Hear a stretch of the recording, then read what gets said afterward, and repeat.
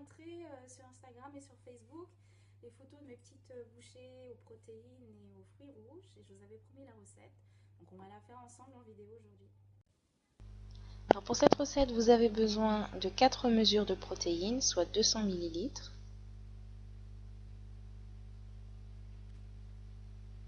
300 g de purée de noisettes ou d'amandes, ou éventuellement 300 g d'amandes en poudre ou un mélange des deux, 2 œufs entiers et 2 blancs d'œufs, 200 ml de lait d'amande sans sucre ajouté, 300 g de fruits rouges, et éventuellement 1 à 2 cuillerées à soupe de stevia.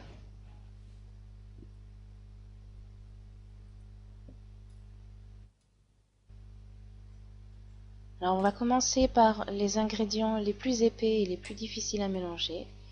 Donc je commence avec la purée de noisettes que j'ai choisie. Vous avez une petite couche d'huile au-dessus de la purée de noisettes quand vous ouvrez la boîte. N'ayez pas peur, c'est normal. C'est les amandes qui se séparent de l'huile, mais elle est à garder. Il n'y a pas de souci, on la garde. Donc on verse dans le saladier et on mélange. On essaye de faire en sorte que le mélange soit un petit peu moins dur. Vous voyez, la couche d'huile au-dessus.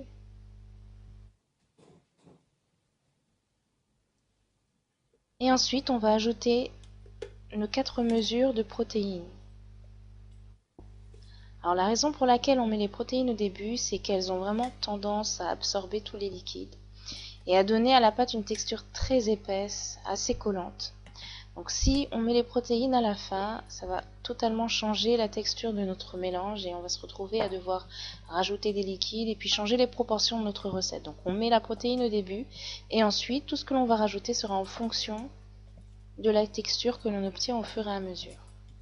Donc ce que l'on va faire avec les protéines là et notre pâte de noisettes, on va faire un petit sablé. Donc soit avec une spatule, une fourchette ou alors avec les doigts directement. On va sabler cette pâte, donc il ne faut pas trop amalgamer ce mélange.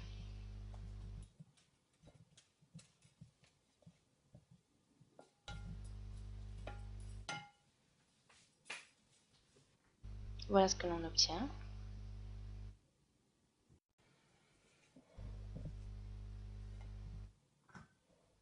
Et on va ajouter ensuite donc 2 œufs entiers et 2 blancs d'œufs.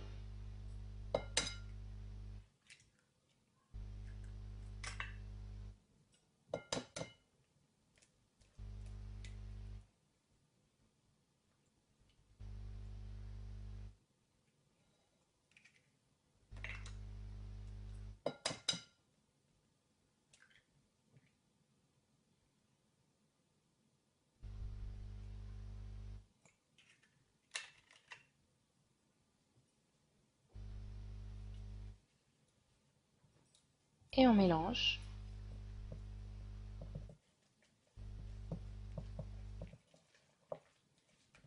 Et là encore, vous allez vous rendre compte qu'à ce stade-là, les protéines absorbent encore beaucoup de liquide. Donc on va avoir un mélange assez épais, assez difficile à travailler et qui accroche un peu sur la cuillère.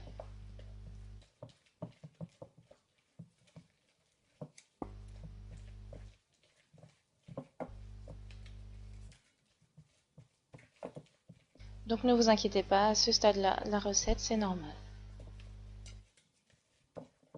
On mélange bien.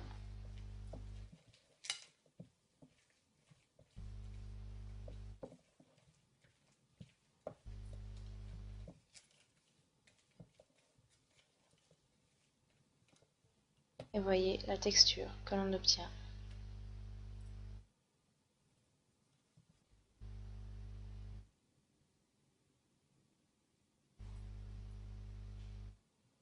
On va délier tout ça avec le lait d'amande. Je vais le mettre en 2 fois pour pouvoir mélanger plus facilement et éviter d'en mettre partout.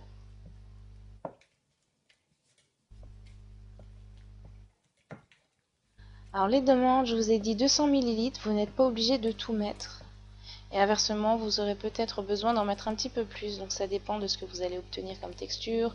Ça dépend de la taille de vos œufs, de la marque de protéines que vous avez choisie. Donc à vous de voir et d'ajuster. Là, comme vous le voyez, la pâte devient plus facile à travailler. Je verse le reste de mon lait d'amande. Et je mélange.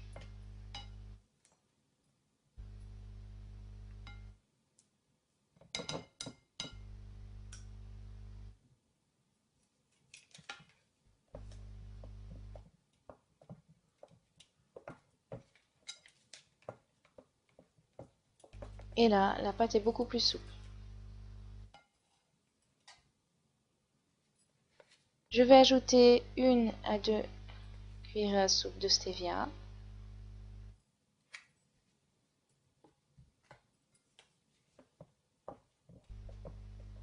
Vous pouvez éventuellement remplacer la stevia par du miel ou du sirop d'érable ou du sucre de coco. Vous voyez la texture, elle est beaucoup plus souple qu'au départ. Et on va pouvoir enfin ajouter les fruits rouges. Alors l'intérêt d'utiliser des fruits rouges congelés, c'est qu'ils ne vont pas s'écraser au moment de les mélanger avec la pâte.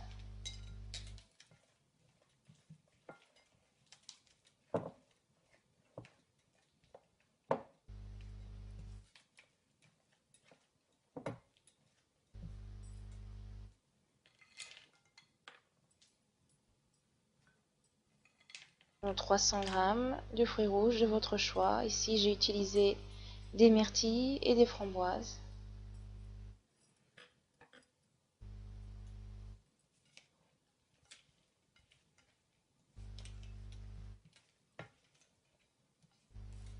On fait en sorte que le mélange soit bien homogène, qu'il y ait des fruits partout dans la pâte.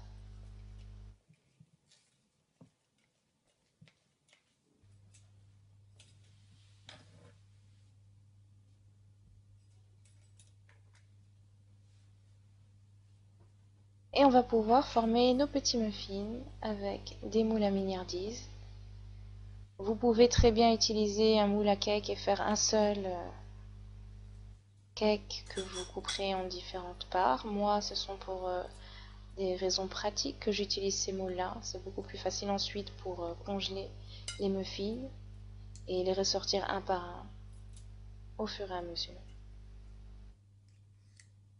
On remplit nos petits moules simplement avec 2 cuillères. Très simple.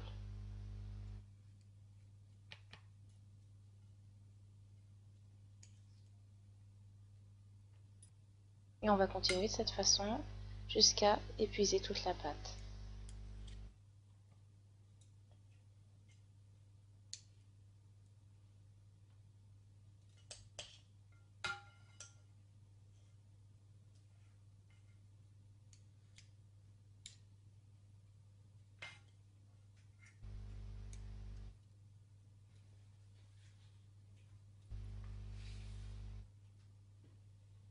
Et on obtient donc, avec les quantités que je vous ai indiquées, 40 petits muffins que l'on va enfourner au four à 180 degrés.